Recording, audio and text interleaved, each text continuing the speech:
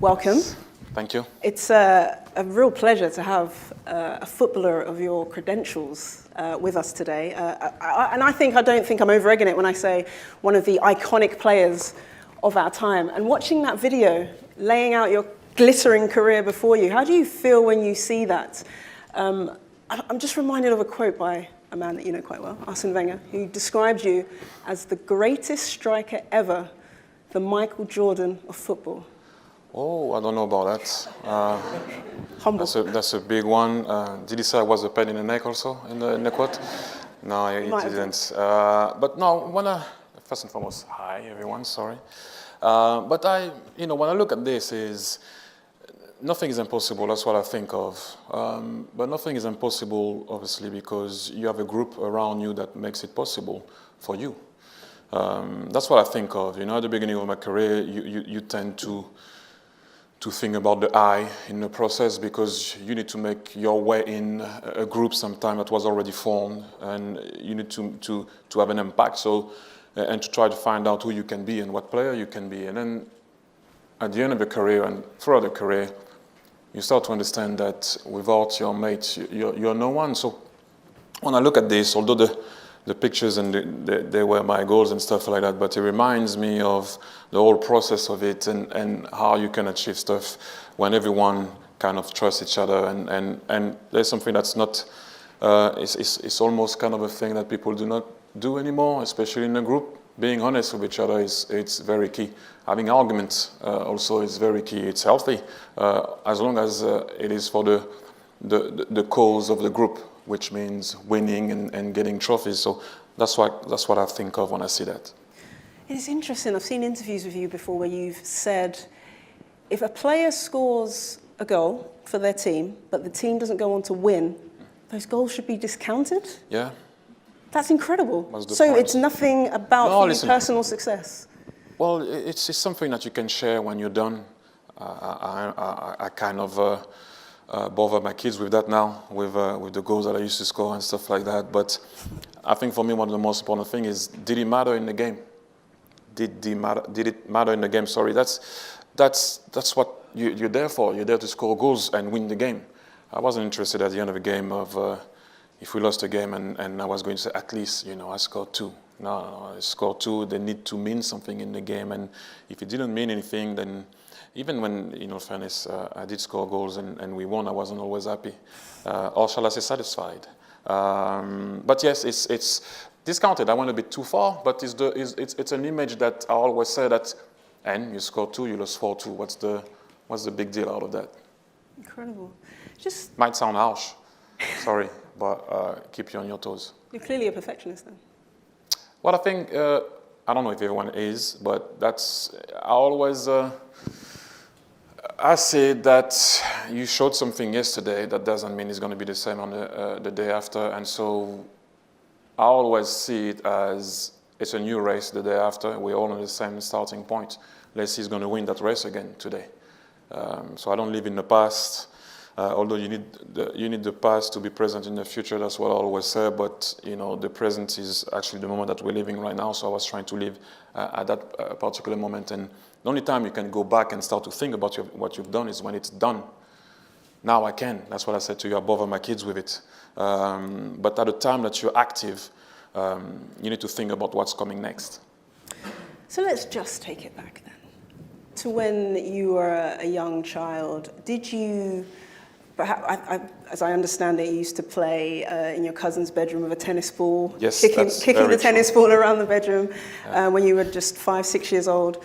Did you ever envisage at that point Champions League winner, World Cup winner, European Championship winner, 5th on the all-time Premier League scoring list? No. Did you dream big? You know what I was thinking at that particular moment? That we're going to be in trouble if my mom walks in, or my auntie. That's the only thing I was thinking of. And we thought we were clever. We're smashing the ball against walls. And when they walk in, we're like, they heard us. But you think you're that clever when you're young. No, I didn't think about that. I never put myself in this type of situation. I always said to myself, the rest will take care of itself. Work hard, try to add tools in your game, and whatever happens will happen. But you need to be that guy that's going to put something on the table for the coach to work with, and be, like I said before, that pain in the neck in a good way to challenge your coach, because that's what you're supposed to do also, cause him trouble in a good way, by the way. But I never thought I was going to do what I did, and I think it's good also, because you need to leave something, up in the air sometimes. You can't always guess what's going to happen. It might have been a dream. I must have said it sometimes with my friend, I'm scoring the last goal of the game, but a lot of people said that and it didn't happen for them. So, but what I wanted to do is to be prepared to be able to perform. And like I said, and I used to say, the rest will take care of itself. So you mentioned there giving the coach something to work with. Now, one of the greatest coaches you've obviously ever worked with, Arsene Wenger, who you've described as a father figure. Yes. How much do you think your success is not down to him, but was nurtured by him and allowed you to realize your potential? The boss, Arsene Wenger. You still call him the boss? Or anyone that I had as a boss, I call them boss. It's difficult for me to break that barrier.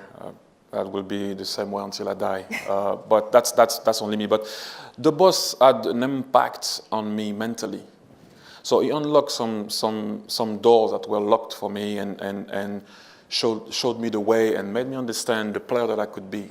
But then after, he gave you that freedom to be the player that you could be, but you have to embrace it, and grab it. Very important. And to an extent, I thought that I did that in a way, but he had that amazing way of talking his way out of the box, and it's well documented. I used to go in his office upset for whatever reason. I don't receive the ball in the right time, or why we're not playing like this or like that. And I remember going in his office. I'm going to tell him this, I'm going to tell him that, and I used to leave his office. I didn't tell him anything.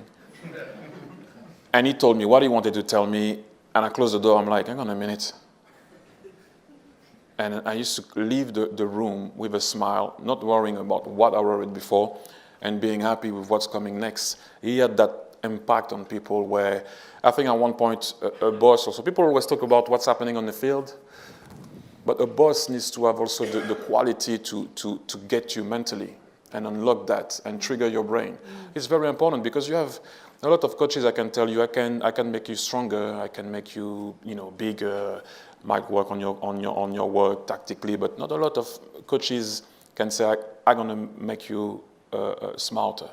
I'm gonna make sure that you're gonna use your brain on the field the right way. And he was one of those coaches. Did he help you off the field as well, do you feel? Yeah, big How time. So? We used to talk about anything and everything, and just him, his calmness. I mean, I don't know if you guys, a lot of people know him. I'm sure you must have seen him as a way to talk to you, to calm you down and tell you the right thing. Don't ask yourself the wrong question.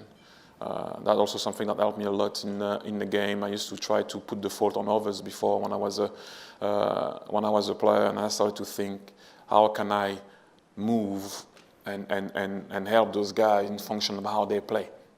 Instead of them adapting to me, I had to adapt my game to them. So that's why I was always saying to me, and that helped me a lot, ask yourself the right question. Can that guy see you? In my mind, he could, but technically maybe not in a way that I wanted to, so you have to make a run where that guy particularly can see you, and the other one make a different, because he can see you a different way.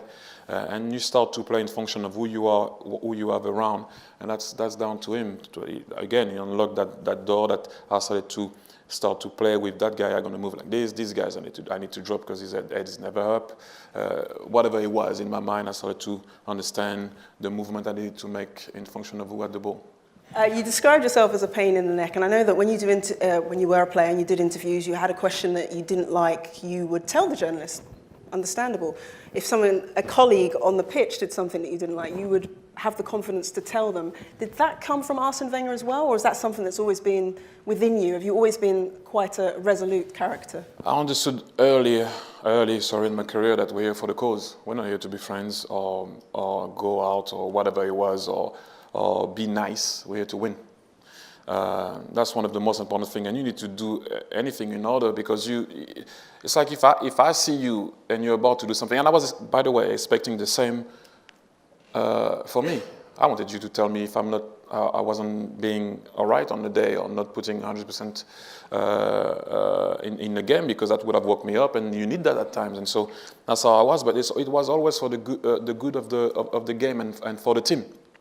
So I was always saying what I had to say, and at times it's not always nice, because as you can imagine on the field, you can't really be eloquent all the time and use nice words. Sometimes they're not that great, and the emotion that goes through your body doesn't come out well in what you want to say and how you say it and how you should say it. But you can't put any sugar on it or make it better than what it was. And so, yeah, I was very much in people's faces, in my own face also. I expected a lot from myself and a lot from my teammates, and they expected the same from me.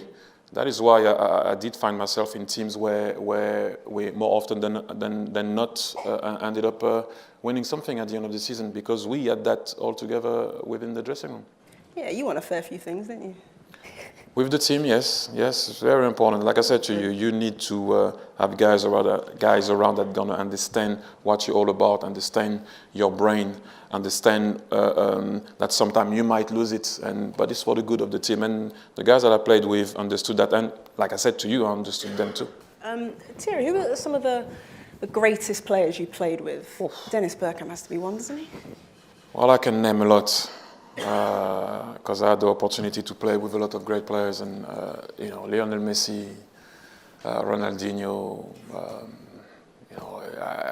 Xavi, Iniesta, Zidane.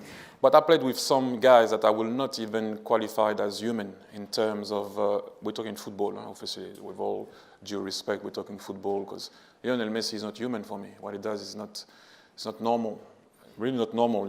I don't know if you guys are realizing what the guy is doing, but this is not normal what he's doing. And Zizou the same, Zizou, sorry, and the other guys. But when we go back to the normal people, human beings, Dennis Bergkamp is the best player that I played with. Why? Because of guys. What you didn't see is his commitment every day in training and his desire. When he was a great Dennis Bergkamp, he could have take it easy sometime in training, and nothing was easy with Dennis. If he had to make a pass there, he was making that pass there. If he had to control left, pass right, 100 times, he was doing that 100 times. And he was always doing what the game was asking him to do when he can do something else. Play simple, that's one of the most difficult things, and great players do that. They stay simple when sometimes you might showboat or whatever. No, they stay simple, and Dennis had that in him, the way he was training. Also, he's the player that I played the longest with. But understand, then you have the freaks up there, but human beings, Dennis Bergkamp, yeah. And now you're on the other side, I guess. You're working alongside the media as a pundit. How much attention did you pay to pundits if they had criticised you or made a comment about you? And do you now get in trouble for criticising players that perhaps you know and might actually be friends with? When I was a player, I tend to, when stuff were outside of the game and it was a bit personal, I used to go talk about the game. You don't have to be go to the other side. And I think you have to understand that sometimes you're not playing well, or you did a mistake. It's when it went outside of the game and people were taking it on a personal point of view. I used to just settle it out with the person. Usually, I used to have that. Like I said, don't have something to say, I say to someone. Now on another side, it's kind of difficult because, for example, I look at the shirt there on the screen. Whenever I talk about Arsenal, whenever I just say something, it goes everywhere. It is where it is. They play well. I'm saying they're playing well. I hear it's biased because he's an Arsenal fan. When they don't play well, how dare you saying that about Arsenal? What shall I say? It's difficult. You have to call ultimately what you see in the game and try to call the game out. I try to stay in the game and what happened in the game and not what's happening outside of the game. It's not an easy one because some of the guys that I played against, some of the guys that I played with still, a lot actually. But you have to call what you see. And it's not that easy. I will be honest, especially when it comes down to Arsenal for me. And even more so, especially because I had to talk about my old boss. Not a lot of people are pundits and they have to talk about their old boss. It's not an easy one, but I had to do it. I'm doing it, and it is what it is. But I'm enjoying it. I think everyone can join me in thanking Thierry Henry. Thank you for your insight. Thank you for your honesty. Thank you for being with us. Thank you.